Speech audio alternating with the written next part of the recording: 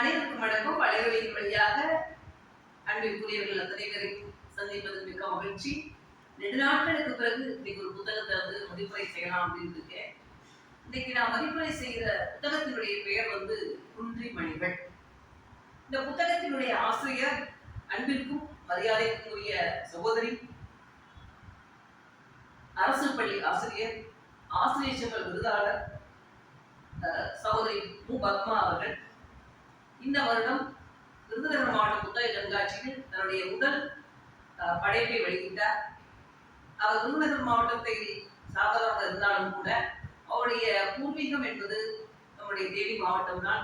அந்த வகையில் தேனி மாவட்டத்தை சார்ந்தவள் என்கின்ற முறையில் தேனி மாவட்டத்தை சார்ந்த சகோதரி பத்மா அவர்களுடைய நட்பு கிடைத்ததுக்கு வெளியே பெரும் மகிழ்ச்சி அடைகின்றேன். கொஞ்சம் தமிழில் பேசக்கூடியவர், நிறைய கருத்துக்களை மனம் திறந்து எல்லோரும் பழகுவதற்கு எளிமையானவர். எந்த ஒரு நிகழ்வு எங்க நடந்தாலும் அந்த இடத்தில் அவர்களை பாராட்ட வேண்டும் என்கின்ற எண்ணம் உடையவர். இப்படி இன்னைக்கு இருக்க சூழ்நிலை இப்படி ஒரு மனிதர்கள் இருப்பது என்பதை மிக அறிவு. அந்த வகையில் அவருடனான என்னுடைய நட்பு உண்மையிலே எதிர்ச்சியானது தான் சொல்லணும். குன்றி மணிகள் இதை பார்க்கும் போதே பொதுவாக ரொம்ப அழகா இருக்கு. சின்ன பிள்ளைகள்லாம் இருக்கும் போது இந்த மரங்கள்லாம் மரத்துல இந்த மாதிரி பவளம் மாதிரி இருக்கும், அதெல்லாம் எடுத்து வச்சு விளையாடுவோம்.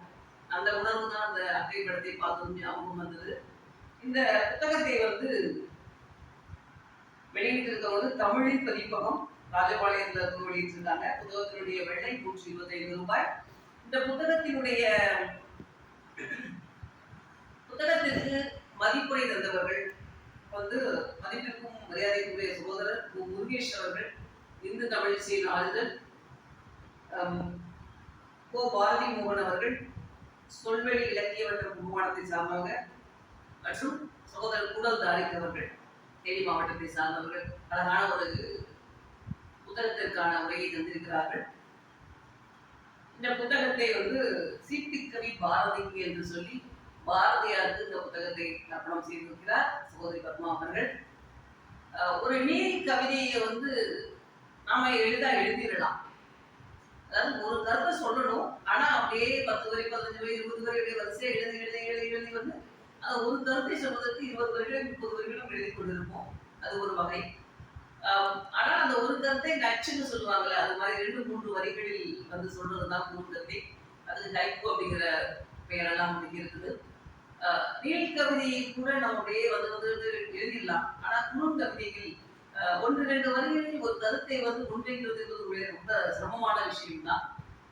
ஏன்னா அந்த வரிகள் அவர்களை கவர வேண்டும். அந்த 2 வரிகளின் மூலம் அந்த அர்த்தத்தை புரிந்து கொள்ள வேண்டும். இவர் பல விஷயங்கள் குறுங்கவிதைகள் இருக்கு. அந்த வகையில் குன்றி மணிகளில் நிறைய மணிகளை தெரிந்திருக்கிறார் சகோதரி பத்மா அவர்கள். நிறைய கவிதைகள் எனக்கு ரொம்ப பிடிச்சிருந்தது. கவிதை மட்டுமல்லாமல் கவிதையோடு சேர்ந்து அந்த கவிதைக்கு ஏற்றவாறு புகைப்படங்களையும் ஒரு ஓவியத்தையும் கூட அவர்கள் வரைந்திருக்கிறார்கள். அது பார்க்கறதுக்கு உண்மையிலேயே ரொம்ப அழகா இருக்கு. நிறைய கவிதைகள் மிகவும் அழகாக இருக்கிறது. அது 1-2 கவிதைகளை மட்டும் நான் உங்களோடு பகிர்ந்து கொள்ளலாம் நினைக்கிறேன். ஒரு தமிழ் ஆசிரியர். அந்த வகையில் பசியை கூட போக்கவில்லை அவள் கையில் இருக்கும் குறுந்தொகை. நான் இந்த கவிதையை 2 விதத்துல பார்த்தேன். பசியை கூட போக்கவில்லை அவள் கையில் இருக்கும் குறுந்தொகை. பொதுவா பார்த்ததும் நேரடி அர்த்தம் வரும். குறுந்தொகைங்கிறது ஒரு சங்ககால நூல். நம்ம இந்த மாதிரி புத்தகங்கள் எல்லாம் படிச்சுட்டு இருக்கும்போது அது பசியை போக்காது அப்படின்னு தான் தோணும். ஆனால் அதனுடைய உள்ளீடான அர்த்தம் அப்படின்னா, பசியை கூட போக்கவில்லை அவள் கையில் இருக்கும் குறுந்தொகை. அவள் கையில வச்சிருக்க காசு அவளுடைய பசியை கூட போக்குறதுக்கு இல்லை அப்படின்னா, அந்த வறுமையை எந்த அளவிற்கு உள்வாங்கி இருந்தால் இப்படிப்பட்ட ஒரு வரிகளை அவர் தந்திருக்க முடியும் என்பதை நான் உணர்ந்து கொண்டேன். அடுத்தபடியாக இன்னைக்கு எல்லாருடைய கைகளிலும் அலைபேசி இல்லைன்னாதான் ஆச்சரியம். பள்ளிக்கூடத்துக்கு போற பிள்ளைனாலும் வீட்டுக்கு வந்ததும் அவங்க வீட்டுல இருந்தவங்க வேலைக்கு போயிட்டா, அம்மா அப்பா வேலைக்கு போயிட்டா, அவங்க தொடர்பு கொடுக்குற அலைபேசி. குழந்தைகளுக்கு விளையாடுறதுக்குன்னு சொல்லிட்டு ஒரு சின்ன அலைபேசி, நம்ம பயன்படுத்துற அலைபேசி கொஞ்ச நாள்ல ஒரு மாதிரி சரியில்லைன்னா புது அலைபேசி வாங்கும்போது இன்னொரு அலைபேசி அந்த பழைய அலைபேசியை குழந்தைகிட்ட கொடுத்துருவோம். அந்த வகை வழித்துணைக்கு வருகிறது உள்ள கையில செல்பேசி.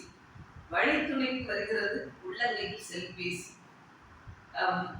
ஒரு வகையில அலைபேசிகள் என்பது நம் அனைவருக்கும் ஒரு ரொம்ப நம்மளை வந்து ஒரு ஸ்ட்ரெஸ் ஆகக்கூடிய ஒரு விஷயமா இருந்தாலும் கூட ஜிபிஎஸ் போட்டு நம்முடைய வழிகளை எல்லாம் காமிக்கக்கூடிய இருக்கிறதாக அலைபேசிகள் தான் இருக்கிறது. நம்மளுடைய ஆன்லைன்ல வேலைக்கு விண்ணப்பிக்கிறதுனாலும் சரி, இந்த மாதிரி எந்த ஒரு விஷயம்னாலும் அலைபேசிகள் இல்லாமல் நாம் இது இருக்க முடியாது. அதை தான் அழகா சொல்லியிருக்காங்க, வழித்துணைக்கு வருகிறது உள்ளங்கையில் செல்பேசி. இந்த புத்தகத்திற்கு மதிப்புரை எழுதி எல்லாருமே எழுதியிருந்தாங்க இந்த கவிதையை.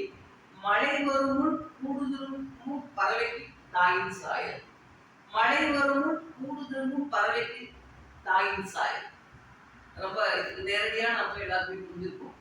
ஒரு பறவை வந்து திருப்பி காலையில போய் எல்லாம் வெளியெல்லாம் போய் எல்லாம் முடிச்சுட்டு அதனுடைய எல்லாத்தையும் முடிச்சுட்டு அந்த கூடு திரும்புகின்ற அந்த பறவைக்கு நிச்சயமாக தாயின் சாயல் தான் இருக்கும் அப்படிங்கிறத வந்து அழகா சொல்லியிருக்காங்க.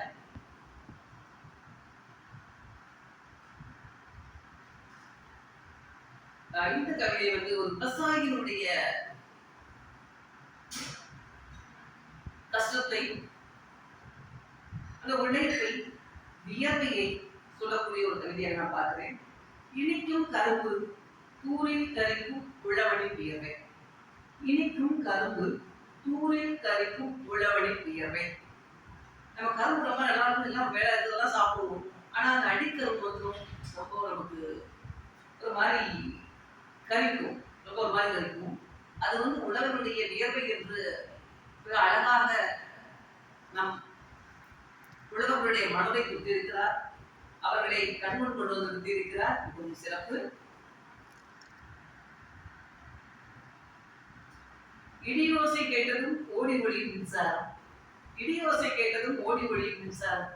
ஆமாங்க, எங்க மழை வந்துச்சு, இடி அடிச்சிச்சுன்னா உடனே என்ன பண்ணுவோம், மின்சாரம் போயிடும், கரண்ட் போயிடும், என்ன பண்றது அப்படின்னு சொல்லி எல்லாம் கவலை வரும்.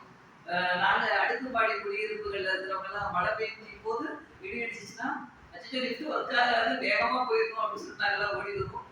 கரண்ட் போயிடுச்சுன்னா நமக்கு எல்லாம் ரொம்ப கஷ்டமா இருக்கும். அதை வந்து இடியோசை கேட்டதும் ஓடி ஒளி மின்சாரம் அப்படின்னு ஒரு நகைச்சுவை கூட நமக்கு எடுத்துக்கலாம்.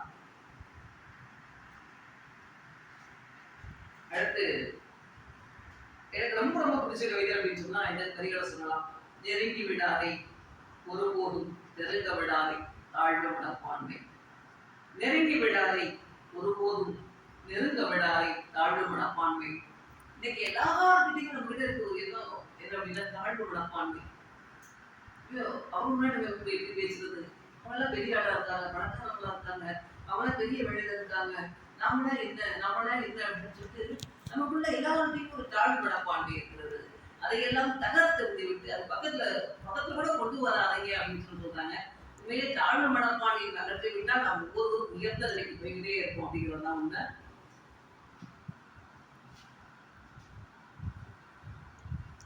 இந்த கவிதை கூட அப்படிதான். உயிர்ப்படை பாவம் பேசியவன் உடைப்பட்டு.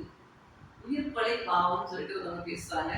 ஆனா அவருடைய உடையிலிருந்து அந்த பட்டுப்புடவையில் இருந்து செய்யப்பட்ட பட்டு உடையாக இருக்கு அப்படிங்கிற மாதிரி சொல்லியிருக்காங்க. ரொம்ப சிறப்பு.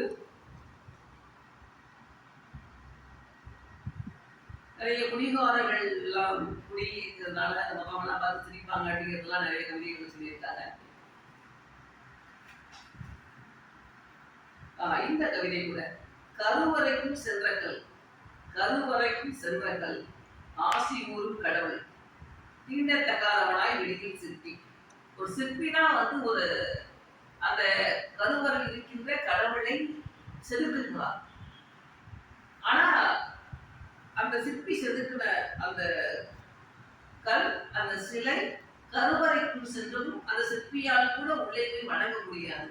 அப்போது அந்த தான் தொட்டு செதுக்கின அந்த கல் சிற்பமான அந்த கடவுளை அந்த சிற்பியே தொட முடியாம வெளியே இருக்கிறது அப்படிங்கிறத ஒரு தீண்டத்தகாதவனாக கருவறைக்குள் சென்றங்கள் ஆசி கூறும் கடவுள் தீண்டத்தகாதவனாய் வெளியில் சிற்பி.